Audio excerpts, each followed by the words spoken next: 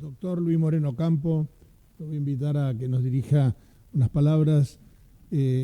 Cada vez es más difícil contar los antecedentes personales de los individuos que nos acompañan. Carlos tiene una trayectoria de 35 años en el sector público y el sector privado. Comenzó como ayudante del Procurador General y fiscal adjunto de la Cámara Federal de Apelaciones Penal. Estuvo mucho en los medios de comunicación con motivo del famoso juicio contra las juntas militares del año 85, pero no quedó ahí. Él acumuló esa experiencia, la dedicó en el sector privado durante muchos años a investigar el fraude y la corrupción. Fue profesor asociado de Derecho Penal en la UBA y profesor visitante tanto en Stanford como en Harvard. Su actuación internacional primordial ocurrió a partir del año 2003 como fiscal de la Corte Penal Internacional de La Haya, fiscal jefe. Allí tuvo la responsabilidad de armar la Fiscalía de la Corte y responsabilidad que tuvo durante 9 años. Yo considero un total privilegio para nosotros el haber podido primero encontrarlo en Buenos Aires, porque Carlos vive la mayor parte del tiempo en el exterior. Perdón, Luis, disculpa. Perdón, Luis, disculpa. Fue realmente un privilegio encontrarlo, fue un privilegio motivarlo y ni siquiera motivarlo, encontrar que estaba más que predispuesto a ayudarnos en esta iniciativa, y creo que se convirtió en el inspirador de muchas de las cosas que van a ocurrir esta tarde. Así que, sin más, los dejo con Luis Moreno Campo y le agradezco mucho su presencia con nosotros.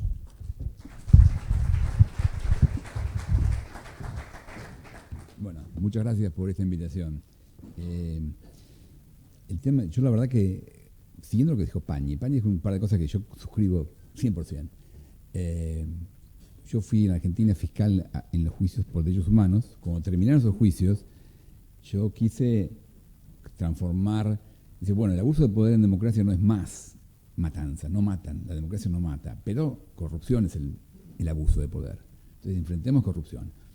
Y por varios años trabajé como fiscal en temas de corrupción. Y como consecuencia de eso hice este libro intentando explicar lo que yo he aprendido viendo la corrupción. Después me fui y, bueno, trabajé para muchas empresas grandes en temas de control de corrupción. Y ahí aprendí un montón cómo funcionan las empresas y los problemas que tienen. Y lo que es impresionante es la información que tienen las empresas. Las empresas tienen una información inmensa, buenísima, que no la usan. Y una cosa que podríamos empezar a hacer es compartirla. Y bueno, después estuve tratando de conceptualizar cosas en Harvard y Stanford y me tocó estar en la corte. Pero cuando Alex me llamó, a mí me atrapó mucho la idea de ayudar a generar un movimiento de empresarios de la región que enfrenten el tema de corrupción. Alex dijo una cosa ayer, que nos convocó a charlar, preparar esto, muy interesante. Él dijo, es un principio obvio que para enfrentar la corrupción tenemos que armar, enfrente a la corrupción, un movimiento de similar energía y similar masa que lidie con la corrupción. Y yo creo que eso es un tema central. A mí me parece fundamental esa idea.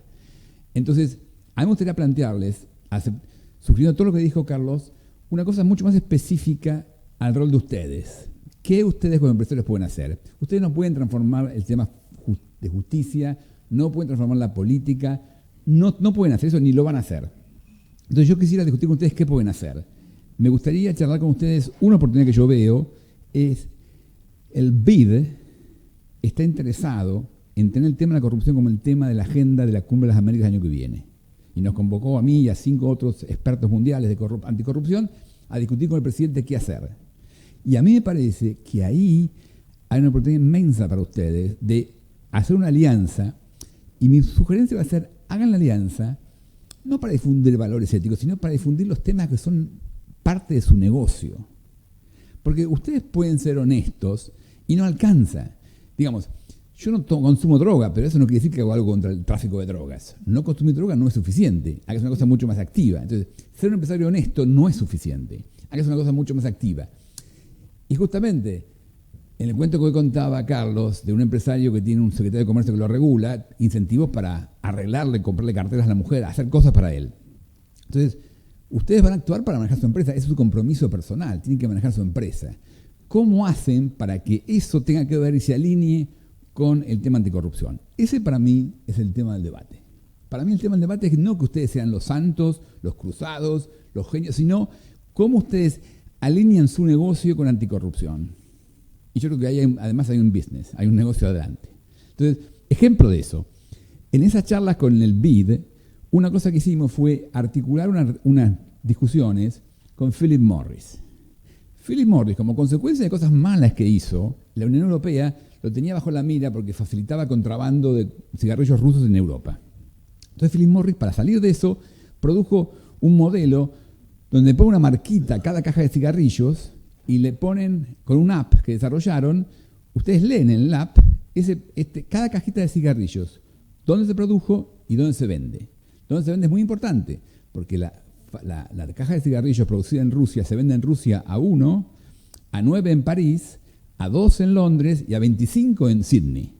Entonces, dónde se vende es fundamental.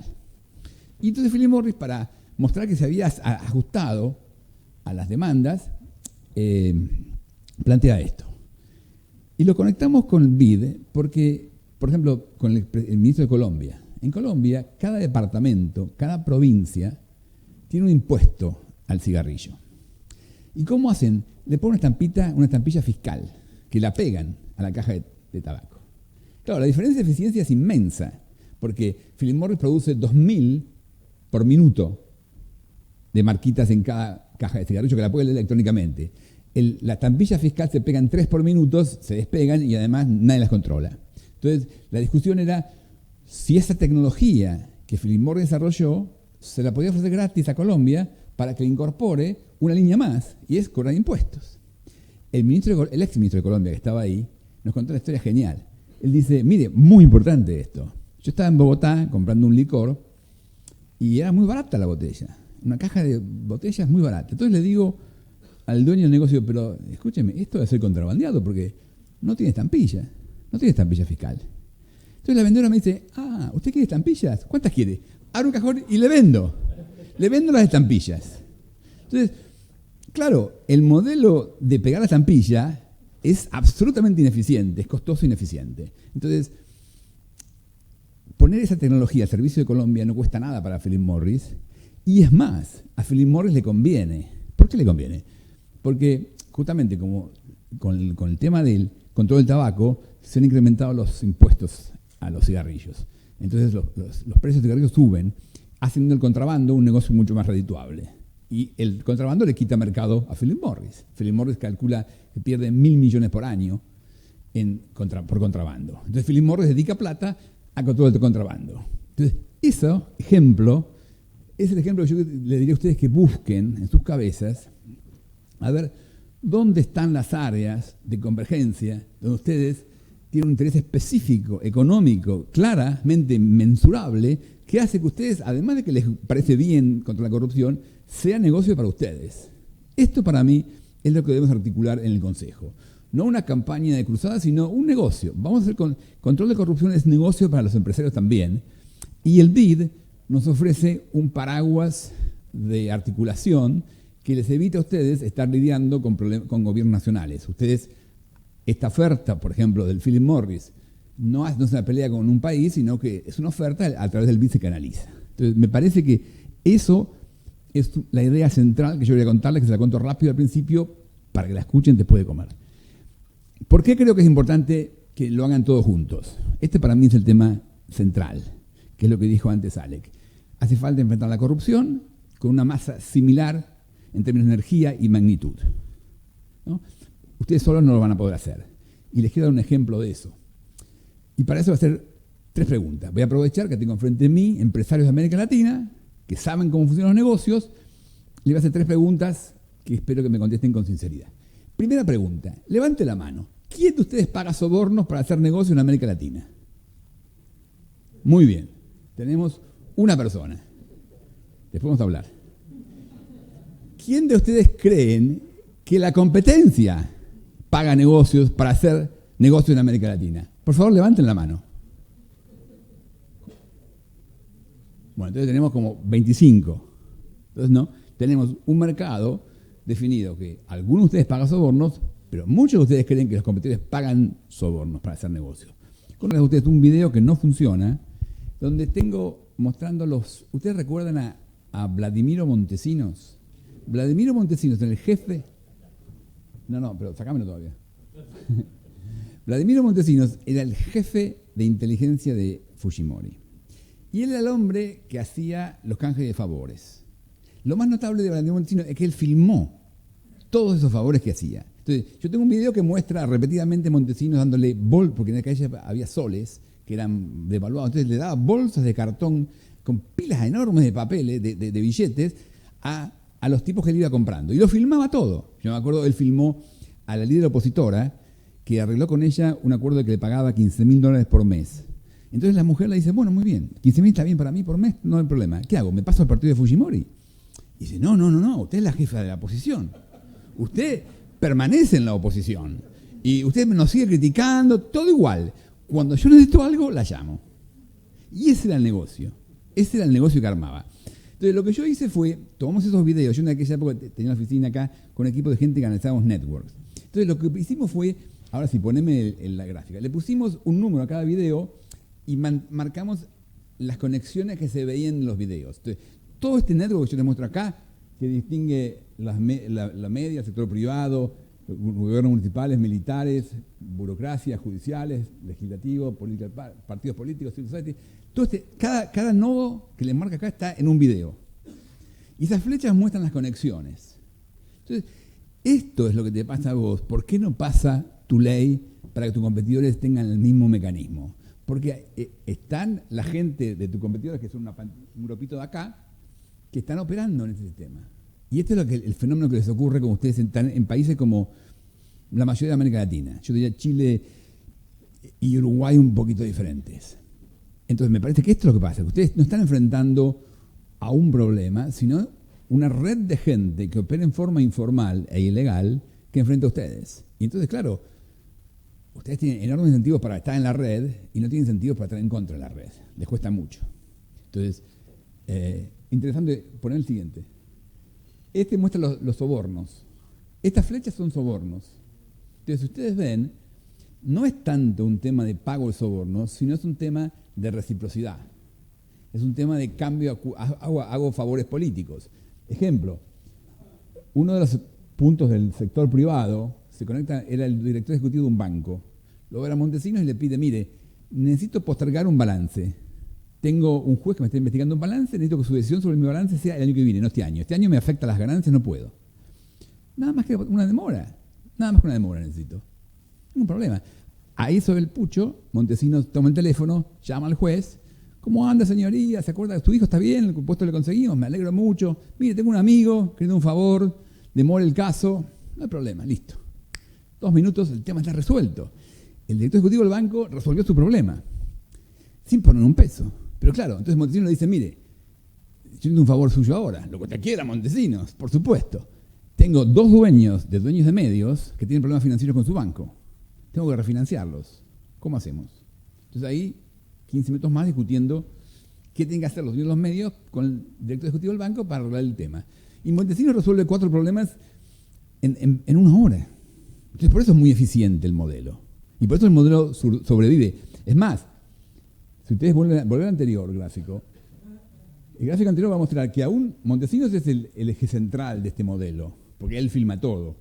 Pero ya en este eje central se muestra que hay conexión entre los demás nodos. Entonces la red va a sobrevivir aún sin Montesinos. Por eso el tema de la corrupción no es un problema de individuos, sino es un problema de redes sociales. El caso más pragmático es lo que pasó en Italia y que puede pasar en Brasil hoy, que es, los fiscales fueron muy eficientes en Italia, metieron preso a toda la clase política. Los manipulites en los 90 en Italia metieron presos o procesaron penalmente a 170 diputados, 7 ex primer ministros y, lo más interesante de todo, a los secretarios generales de todos los partidos políticos, de extrema derecha a extrema izquierda. Por eso, cuando Pañi hablaba el tema de la alternancia en el poder, ese tema y este ejemplo de Italia muestra que hay problemas, porque si todos los partidos están en el mismo juego, no cambia nada en los partidos. Ahora, claro, los jueces eliminan a los corruptos, pero no los reemplazan. ¿Quién reemplazó a los dirigentes corruptos? Berlusconi, que estaba acusado de financiarlos. Yo me acuerdo, estaba en un seminario en Stanford, que alguien decía, Berlusconi tiene un problema en el futuro. Tiene que decir si va preso o es primer ministro. Yo creo que es inteligente, va a ser primer ministro. Y fue primer ministro por 10 años. Y su abogado defensor fue diputado, presentó una ley en el Congreso el día de cumpleaños 70 de Berlusconi, diciendo que a los 70 años no se iba preso. Entonces, esa es la red que estamos viendo. Entonces, lo que yo creo que ustedes tenemos que hacer, más que cruzadas, más que castigos, los empresarios lo que pueden hacer es articular redes positivas. Redes que tienen que ver con evitar el contrabando que los afecta, evitar la subfacturación de sus competidores que los afecta, redes que articulen incentivos económicos para ustedes. Y que esa red, por sí misma, va después a tener efectos beneficiosos del futuro. Entonces, me parece que esta reunión, y por eso a mí cuando Alex me invitó me parecía súper interesante, sería muy bueno que ustedes puedan articularse, no hace falta que todos, pero empieza, como tu proyecto, como ese proyecto tuyo, que parece súper interesante, empezar a identificar áreas donde ustedes provean tecnología o tengan incentivos económicos para ayudar en serio y comprometerse a ayudar. Y si fueran como SEAL hacerlo, podemos hacer, ya tienen ustedes un acuerdo con el BID, yo estoy seguro, en 2 semanas le conseguimos una reunión con el presidente del BID para articular eso y que esto es una cosa que ustedes inician pero que después gane tracción y ampliamos la red. Generar la red es la forma de cumplir con la idea de Alex que tenemos que hacer un grupo de una masa y una energía similares a la energía y la masa que tiene la corrupción. Y para eso hace falta no solamente buenas intenciones, que le hacen falta, pero además criterio económico para tener incentivos económicos para promover la red. Y ustedes, como SEAL, pueden ser el comienzo de una masa crítica de empresarios de América Latina que hagan negocios en forma diferente. Esa sería mi propuesta y ojalá que esta idea, que tengan 5 de ustedes que la quieran seguir después, mañana, Alex es el que va a resolver cómo se sigue, me parece que esta idea puede transformar este evento, de un evento donde discutimos ideas, a transformar. Yo escribí este libro hace 25 años, Cómo salir de la corrupción, y seguimos dando vueltas. Me gustaría escribir, antes de morir, unos segundos contando lo bien que se hizo esta operación con SEAL. Muchas gracias.